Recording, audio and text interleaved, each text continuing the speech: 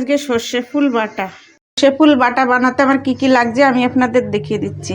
নুন, হলুদ, একটা পেঁয়াজ কুচিয়ে রেখেছি, দুটো কাঁচা লঙ্কা চিড়ে রেখেছি, 250 গ্রাম সর্ষে ফুল নিয়েছি, দুটো মাছ নিয়েছি আর তেল। আমি কড়াটা জ্বালিয়ে দেবো, জ্বালিয়ে দিয়ে মাছে নুন হলুদ মেখে নেব। আমি দুটো তেলাপিয়া মাছ নিয়েছি, আপনারা যে কোনো জ্যান্ত মাছ নিতে পারেন, খুবই ভালো লাগবে খেতে। আর দিয়ে দেব নুন দিয়ে ভালো করে মাছ দুটোকে আমি মেখে নেব। মাছ দুটোকে ভালো করে হালকা করে একটু ভেজে নেব ভালো করে।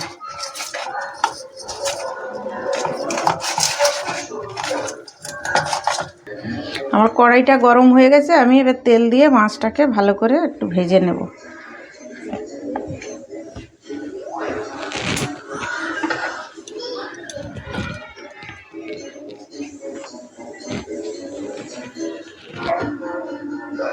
আমার তেলটা গরম হয়ে গেছে, আমি মাছ দিয়ে দেব।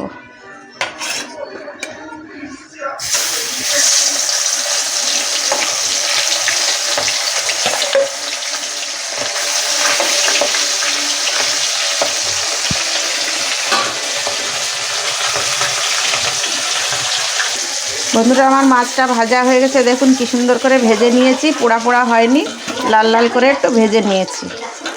এবার আমি পেঁয়াজটা দিয়ে দেব। পেঁয়াজটা একটু লাল লাল করে ভেজে নেব।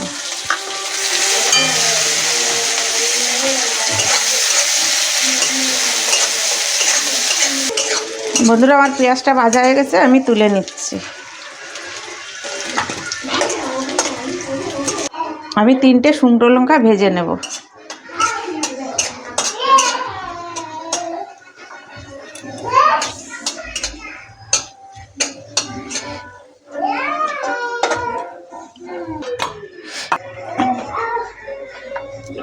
তেল দিয়ে সর্ষের ফুলগুলো আমি একটু হালকা করে নেড়ে নেব।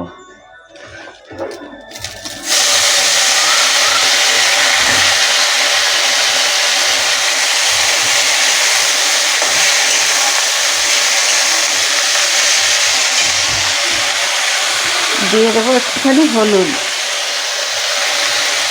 আর একটু নুন।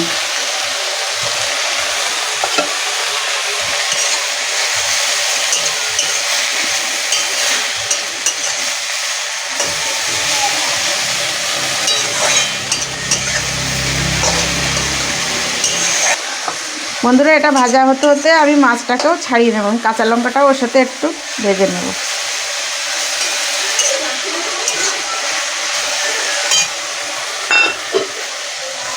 মাছটা আমি কাঁটাটা ছাড়িয়ে নেব।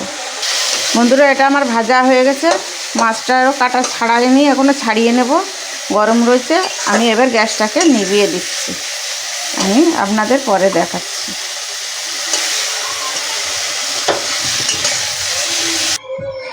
বন্ধুরা, আমি মাছটা ছাড়িয়ে নিয়েছি কি সুন্দর করে, দেখুন। আর দুটো শুকনো লঙ্কাও ডলে নিয়েছি, এবার এটাও আমি এর মধ্যেই দিয়ে দেব। দিয়ে মিক্সার গ্রাইন্ডারে ঘুরিয়ে নিয়ে ফিরে আসছি। বন্ধুরা, আমার সর্ষে ফুলির ভর্তা দেখুন রেডি হয়ে গেছে। আপনারা শিলেও বাটতে পারেন, মিক্সার গ্রাইন্ডারেও বাটতে পারেন, খুবই ভালো লাগবে। আপনারাও এইভাবে বানিয়ে খেয়ে দেখবেন। খেয়ে যদি ভালো লাগে লাইক, শেয়ার, কমেন্ট করবেন। নমস্কার।